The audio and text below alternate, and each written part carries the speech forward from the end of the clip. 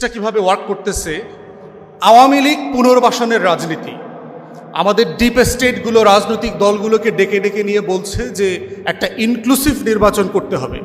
September, October, November, ডিসেম্বরে দেখেন এটা হলো প্রথম পর্ব নাটকের ইনক্লুসিভ ইলেকশন। ইনক্লুসিভ ইলেকশনটা কী জিনিস? যে আওয়ামী লীগ যেন নির্বাচন থেকে বাদ না পড়ে।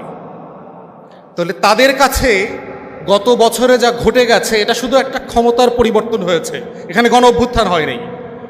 এইটা একসময় বিএনপি ছিল, এরকম বিএনপির আন্দোলন করে পতন করানো হয়েছে। এখন আওয়ামী লীগ আসছে, আওয়ামী লীগকে আন্দোলন করে পতন করানো হয়েছে। একসময় এরশাদ ছিল, এরশাদকেও আন্দোলন করে পতন করানো হয়েছে। বাস্তবতাটা কি আসলে তাই? এরশাদ বিরোধী আন্দোলন, বিএনপি জামাত বিরোধী আন্দোলন আর গত বছরের গণ অভ্যুত্থান কি এক জিনিস? কিন্তু তারা দেখবেন মিডিয়াতে সবাইকে একই ভাষায় বলবার চেষ্টা করতেছে। অতএব তো স্বৈরাচার বিরোধী আন্দোলনের পরে এরশাদ নির্বাচন করে নাই, এরশাদের লোকজন 30-35টা সিট পাইছে না 91-তে। তারপরে হচ্ছে বিএনপি জামাতের বিরুদ্ধে আন্দোলন করার পরে 96-তে কি বিএনপি নির্বাচন করে হারছে, তো সংসদে ছিল তো।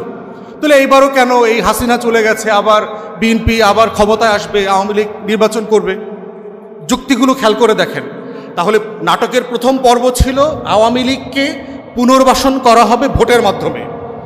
আমরা কালেকটিভলি সবাই মিলে যখন দাঁড়ালাম যে আওয়ামী লীগকে পুনর্বাসনের রাজনীতি মেনে নেওয়া হবে না, যেই পদে থাকেন, যেই আমলাতন্ত্রে থাকেন, যেই উর্দি পরা কাপড় পরে প্রজাতন্ত্রের কর্মচারীরা যদি আমাদেরকে ডিকটেট করবার চেষ্টা করেন, আমরা প্রতিবার আপনাদেরকে না বলবো।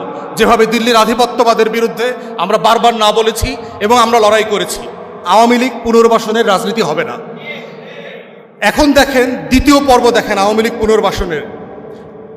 পরিষ্কার পরিচ্ছন্ন আওয়ামী লীগ শুনছেন না আপনারা? রিফাইন্ড আওয়ামী লীগ। রিফাইন্ড আওয়ামী লীগ কেমনে হইব?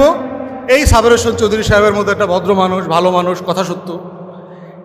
গোখরা সাহেবের সাল বদলাইলেও কি ওর বিষদাঁত পরিবর্তন হয়?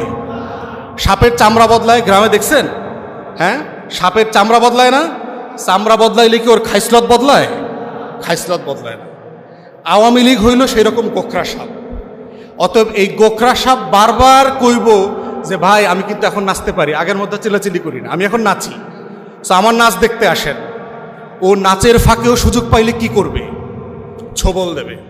আওয়ামী লীগ হচ্ছে গোখরা সাপ।